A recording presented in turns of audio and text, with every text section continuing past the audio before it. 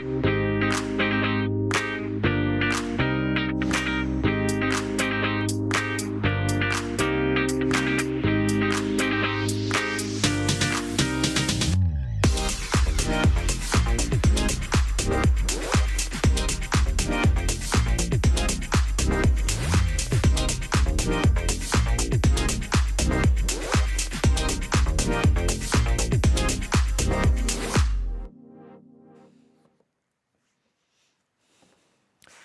morning. Good morning. Good to see you this morning. About 11 years ago, my 4 sons talked me into, and they kind of dragged me to the midnight premiere of the Simpsons movie. Now, I have never been a huge Simpsons fan. In fact, they weren't allowed to watch it when they were younger. But they were so excited about the first full-length Simpsons film. And I suppose it was okay. Like I said, I've never been a huge fan. But there was one scene in that film that has just stuck with me, even 11 years later. And to set the scene, the end of the world was coming. And as this dark cloud of the world's end begins to hover over Springfield, where the Simpsons live, we find this brief scene on a street where a church and a bar are right next to each other. And I think we have like this 11-minute clip for you to see.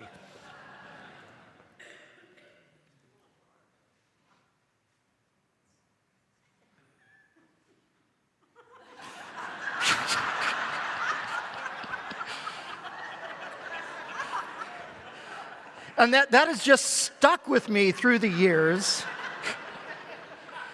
And using silly satire, it makes this rather insightful observation that in the face of tragedy, some people draw near to faith and some people run away from faith. And you know, the film makes the point using satire. But as a pastor, through the years, I've seen this many times through the years. As I've walked with lots of people over the 2 decades of ministry, through lots of painful, difficult things, I've seen some people find strength and comfort from their faith in Jesus. But I've also seen others who find their faith unhelpful and find themselves disillusioned and questioning their faith in Jesus. And of course, if you're going through a long season of affliction, there's probably a lot of back and forth through that journey. But when people finally emerge on the other side of deeply painful experiences, I've been puzzled through the years at why some people find their faith stronger and others find their faith seemingly slipping away. And for years, I've looked for a reason for this, and I found that there is no single reason. There are no simple answers. It's mysterious and it's complicated. And that brings us to our series and our topic for today in our current series through joy. Because we're going to talk about joy in affliction. We're in week 2 of a 9-week sermon series through the book of Philippians in the New Testament part of the Bible. And as I mentioned last week when we introduced Philippians, that Philippians is a letter written by the Apostle Paul to the church in the ancient city of Philippi. And Paul writes this letter to the church in Philippi from less than joyful circumstances, from a prison cell. And yet despite those circumstances of him being incarcerated, Philippians mentions joy more than any of Paul's other 12 letters that we have in the New Testament. The Apostle Paul, the author, was no stranger to affliction himself. In fact, I think we have a picture of the traditional site of Paul's imprisonment in Rome. And there's debate as to whether this is actually the site or not.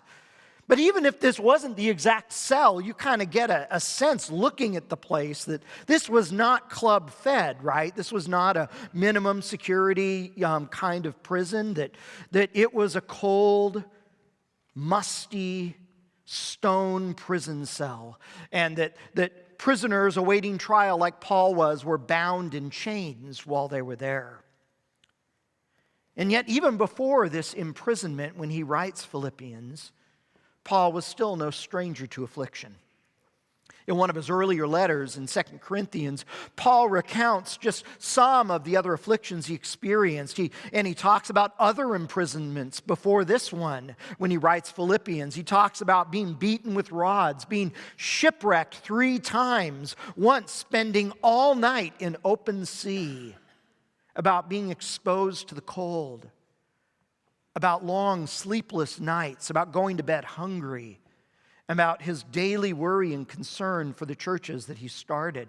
Paul was no stranger to affliction, and yet somehow Paul is able to find joy in the midst of his afflictions. And I think one of the reasons, probably not the only one, but one of the reasons why Paul was able to find joy when he was going through very difficult circumstances was his perspective. Paul was just as human as we are. Just as prone to discouragement and doubt and anger and self-doubts.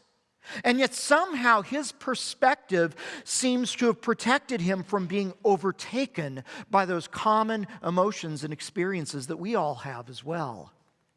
And in our section today, Philippians chapter 1, verses 12 through 30, I want to look at 4 characteristics of Paul's perspective in the midst of his afflictions. Now, the section that we're going to look at today is very long, so I'm not going to have all of us stand and read the entire section all at once. I'm going to read it in sections, and I'm just going to focus on those verses that really shed light on Paul's perspective. But before we dig in, I want to give one word of caution, that whenever we hear a sermon like this, it is tempting for us when we hear a message on affliction for us to think of all the people in our lives that we think need to hear this. And can I encourage us to resist that temptation and to consider how Paul's words might apply to each of us personally? See, when people are going through hard circumstances, sometimes well-meaning Christians can do a lot of damage when we tell people how we think they should be responding to their circumstances, often circumstances that we ourselves have never ourselves gone through. And that is not only unhelpful, but it's often unloving as well. And so I want to encourage us, and this is to me as well, to resist the urge to tell other people how we think they should be responding to their afflictions, and to focus how we respond individually to our own. And so with that little caveat out there, the first characteristic we're going to see in this section is that Paul's perspective was discerning. It was discerning. And we see that in Philippians chapter 1, verses 12 through 14. And let me read it. Paul says, "Now I want you to know, brothers and sisters, that what has happened to me has actually served to advance the gospel. As a result, it has become clear throughout the whole palace guard and to everyone else that I am in chains for Christ. And because of my chains, most of the brothers and sisters have become confident in the Lord and dare all the more to proclaim the gospel without fear." Paul opens this part of Philippians by giving us a personal update on his own circumstances.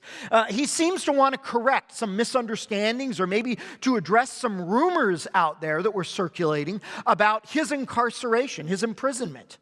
And he wants his friends in Philippi to know that being locked up has not hindered the advance of the message of Jesus. In fact, his incarceration has actually served to advance the gospel. And the word translated advance in verse 12 of this section, the Greek word was actually a military term that was sometimes used to describe an army that was advancing into new territory.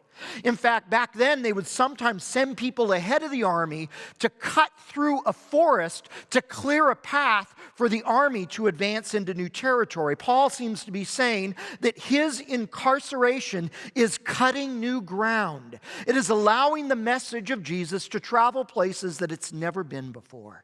And evidence of this is the fact that the Roman emperor's own secret service, the palace guard, is hearing about Jesus.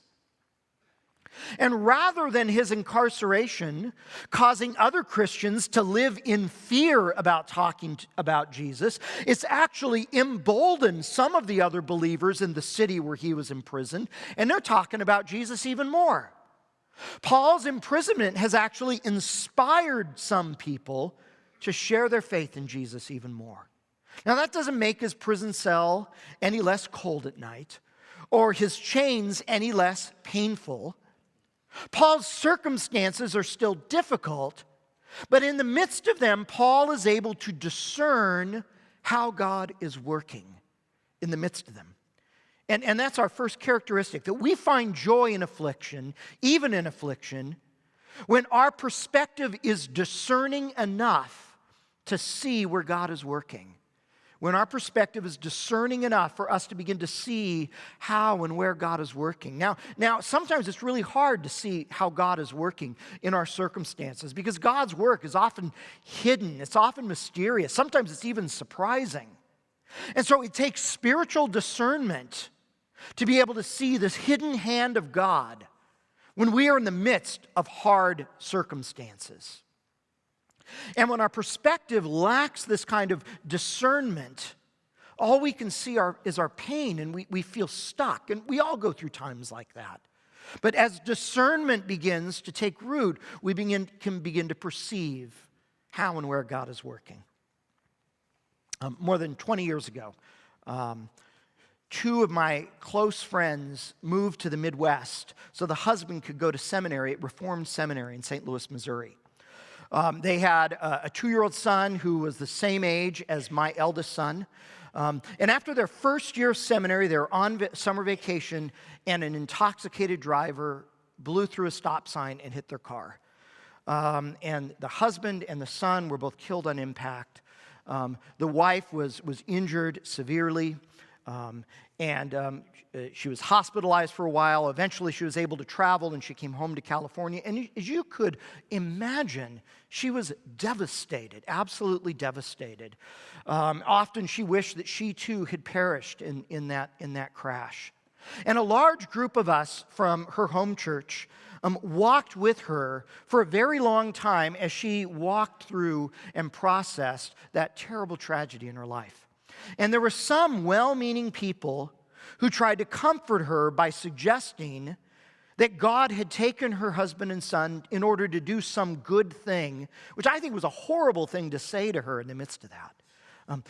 In my theology, God doesn't act like that. He doesn't do tragedy in order to accomplish some greater good. That her tragedy was caused by someone who chose to drive intoxicated and blew through a stop sign. And those comments just compounded her pain. Those who walked with her well during those years were those who would just be with her and listen to her and just be present in her life. Because as her friends and as her pastor, it was not our role for us to discern how God was working. That was part of her process. And going through a situation like that was so painful, it took a long time. But even in the midst of it, as she worked through the stages of grief, she began to discern how God was working in her life and how God was moving in her process. Paul's perspective was a discerning one. It was discerning enough for him to be able to identify where God was working even in the midst of his hard circumstances.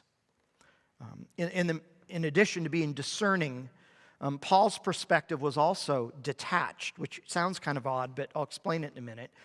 In verses 15 through the beginning of verse 18, Paul says, "It is true that some preach Christ out of envy and rivalry, but others out of goodwill. The latter do so out of love, knowing that I am put here for the defense of the gospel. The former preach Christ out of selfish ambition, not sincerely, supposing they can stir up trouble for me while I am in chains. But what does it matter? The important thing is that in every way, whether from false motives or true, Christ is preached, and because of this, I rejoice." Some Christians in the city that Paul was imprisoned in didn't like Paul. And we don't know why, but failing to understand that Paul's incarceration was part of his role to defend the message of Jesus in the public square, these people were actually proclaiming Jesus more boldly out of spite and hostility towards Paul, hoping to make things worse for Paul during his imprisonment.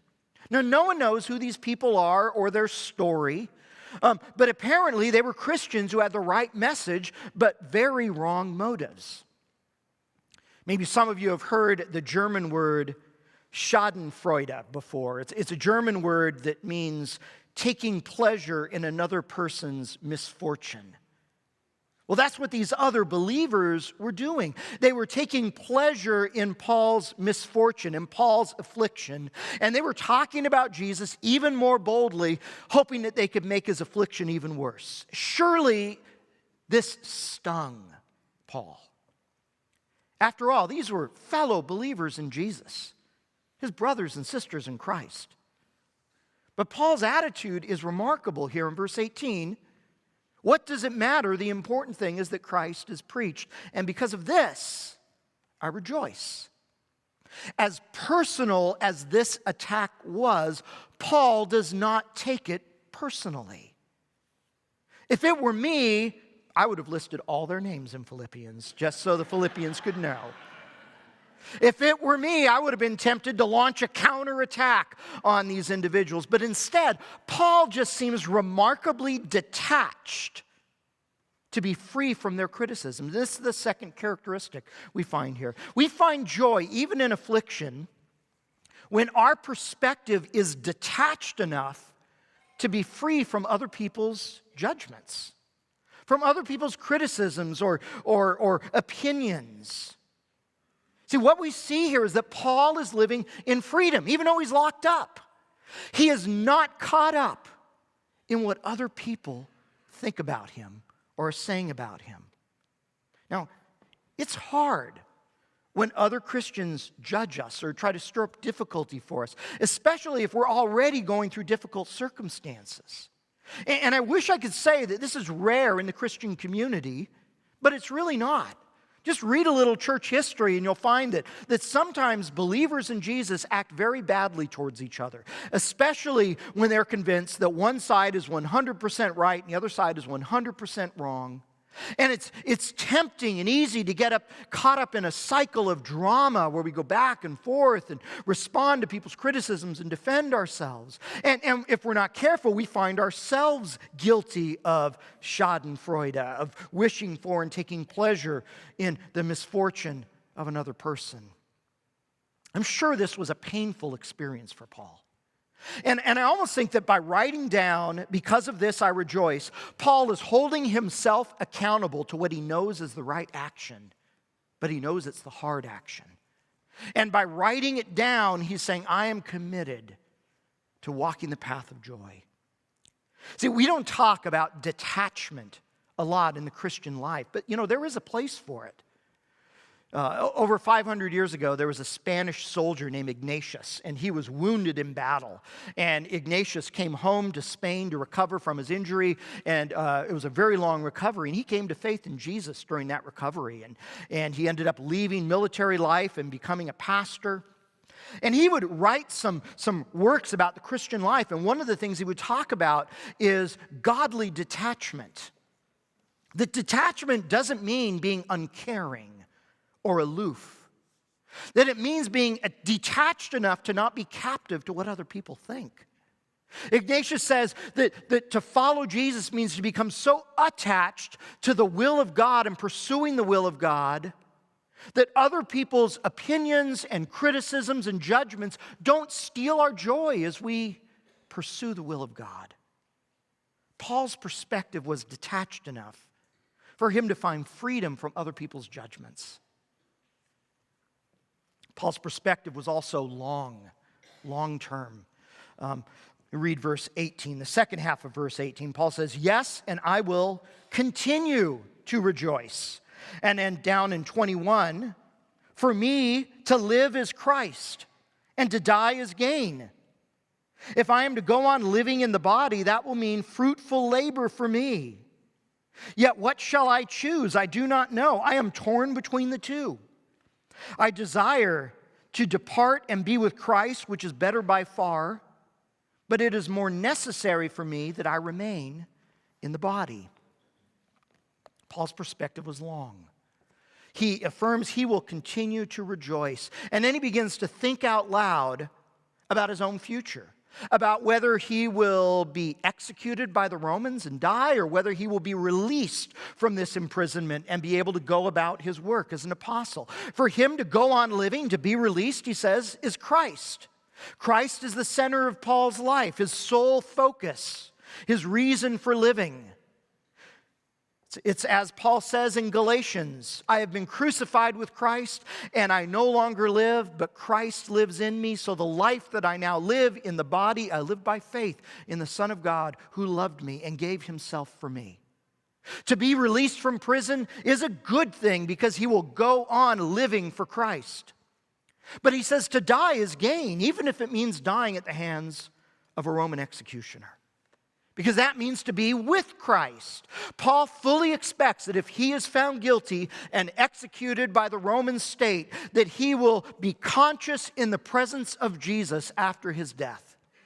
And it's not that Paul is depressed or suicidal or he wants to die. He simply knows that as a Christian, death is not the worst thing that could happen to him. Paul has a long-range perspective here. And that's our third characteristic, that we find joy even in affliction when our perspective is long enough to stretch beyond this life. When we have that long-range perspective that stretches beyond our mortal life on this earth. Now, don't get me wrong, this life can be wonderful and beautiful and important. But it's not all important. This life is not all that there is. When Jesus rose from the dead, he revealed that there was more than this life on this earth, that there's an entire eternity ahead with Jesus for those who trust in him. And knowing that can give us a longer perspective.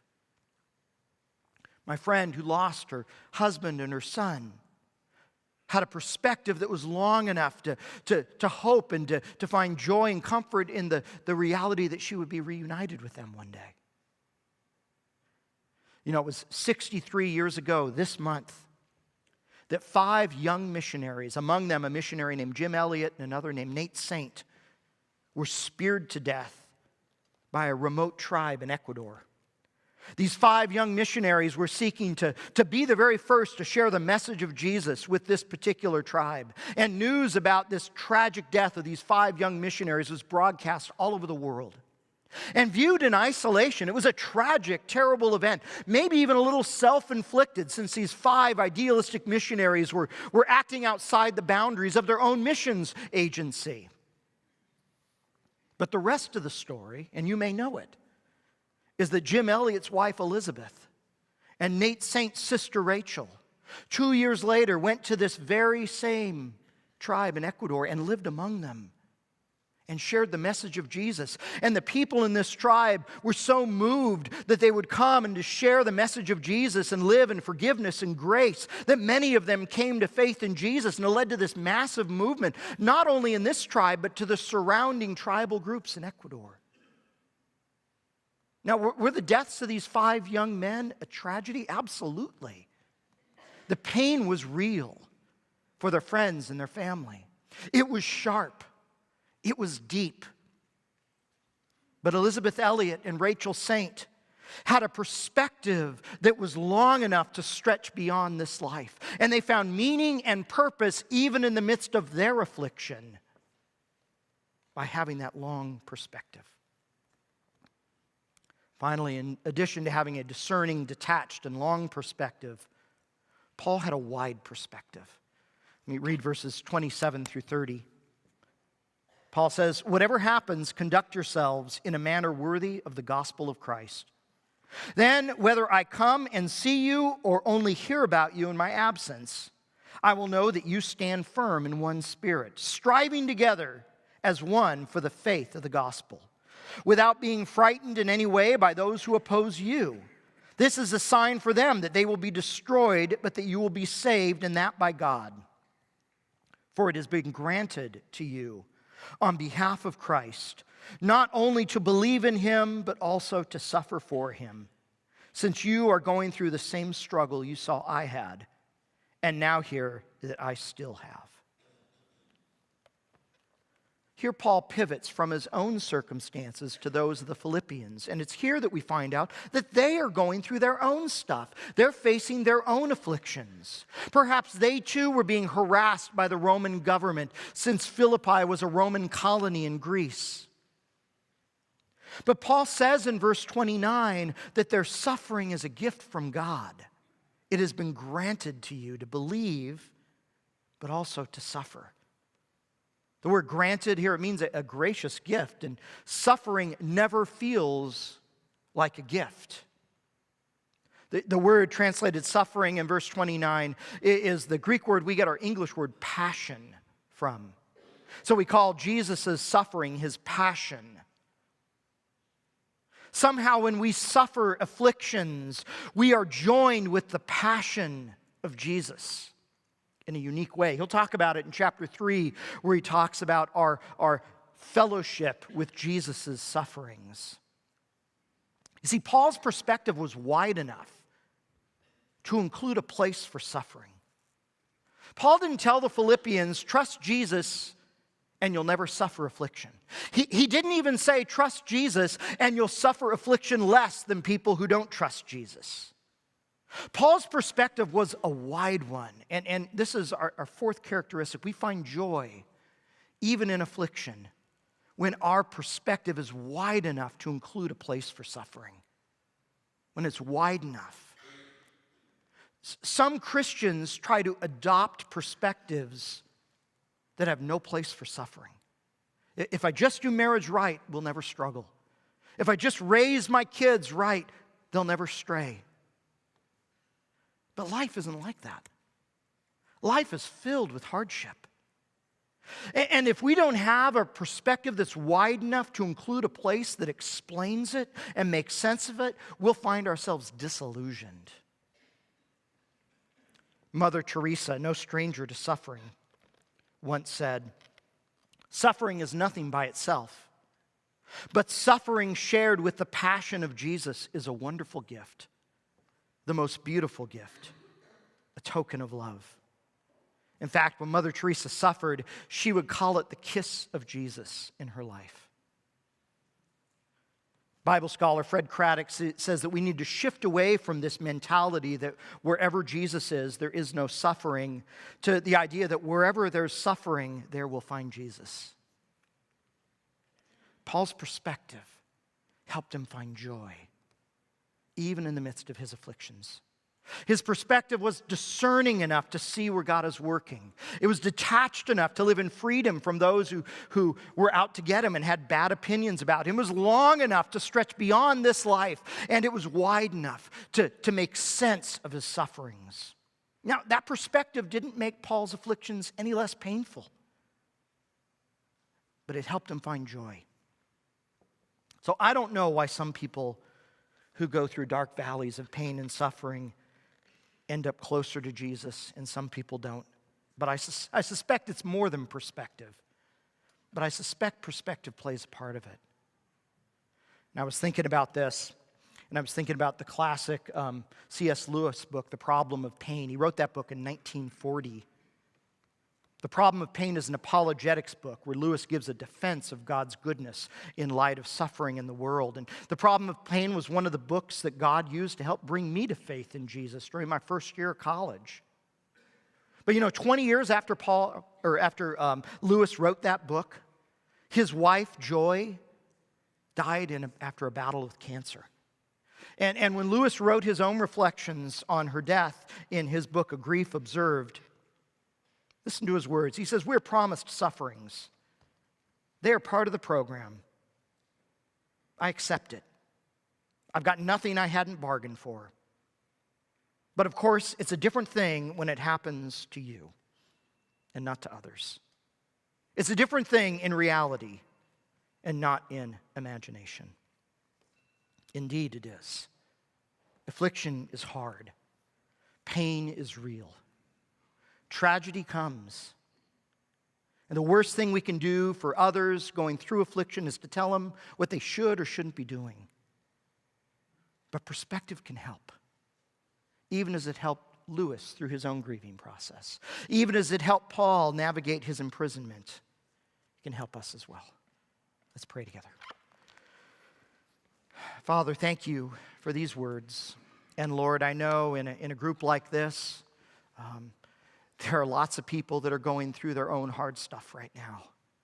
And I pray that these words have been helpful and not a burden.